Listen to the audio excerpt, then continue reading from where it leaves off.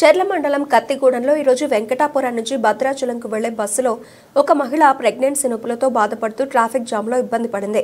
పాత పద్ధతిలోనే ఈ రోజు కూడా ఇసుక లారీలు రోడ్లపై నిలిచిపోవడంతో అనేక వాహనాలకు ప్రజలకు ఇబ్బందిగా ఏర్పడిందని, ఈ విషయంలో అధికారులు కాంట్రాక్టర్ల నిర్లక్ష్యమే కారణమని సిపిఐ ఎమ్మెల్యే డెమోక్రసీ చెర్ల దుమ్ముగూడెం సబ్ డివిజన్ కార్యదర్శి కామ్రేడ్ ముసలి సతీష్ అన్నారు. ఈ కార్యక్రమంలో ఏఐటిఎఫ్ ఆల్ ఇండియా ట్రైబల్పురం జిల్లా నాయకులు గొంది ముయ్యన్న, ప్రజలు తదితరులు పాల్గొన్నారు.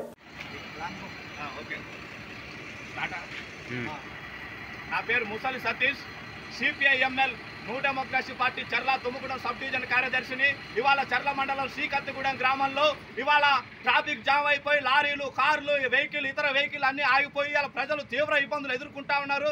గతంలో కూడా ఈ శ్రీకత్తిగూడెం గ్రామంలో ఇట్లాగే ట్రాఫిక్ జామ్ అయితే దీని మీద ఆందోళన చేస్తే ఆ ఎమ్మెల్యే తెల్ల వెంకట్రావు గారు దీని మీద హామీ ఇచ్చారు.